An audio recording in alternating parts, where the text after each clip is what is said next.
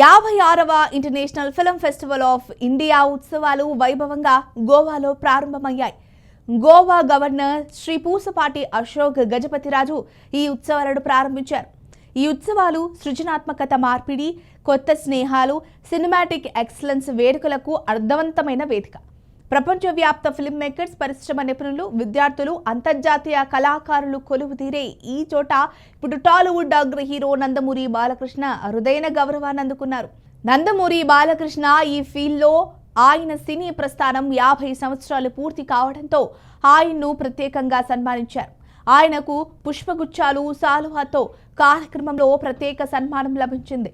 కేంద్ర సమాచార ప్రసార శాఖ సహాయ మంత్రి ఎల్ మురుగన్, గోవా ముఖ్యమంత్రి ప్రమోద్ సావంత్, గోవా గవర్నర్ అశోక్ గజపతిరాజు తదితరులు ఈ వేడుకలో పాల్గొన్నారు.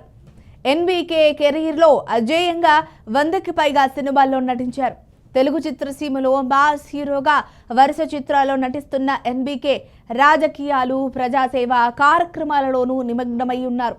ఎన్బీకే నటించిన అఖండ 2 త్వరలో విడుదలకు రానుంది. బోయపాటి శ్రీను దర్శకత్వం వహించిన ఈ సినిమా ప్రమోషన్స్ ఇప్పటికే వేడెక్కిస్తున్న సంగతి తెలిసిందే. సనాతన ధర్మంపై ఎన్బీకే ప్రత్యేక ఆసక్తిని కలిగి ఉన్నారు. ఆయన ఆధ్యాత్మిక నరతికి తగిన రీతిలో బోయపాటి ఒక అద్భుత కథాంశాన్ని ఎంపిక చేసుకుని తెరకెక్కించారని కథనాలుస్తున్నాయి. అఖండ 2 తెలుగు సినీ పరిశ్రమ రికార్డులను బ్రేక్ చేయడం ఖాయమన్న చర్చ సాగుతోంది.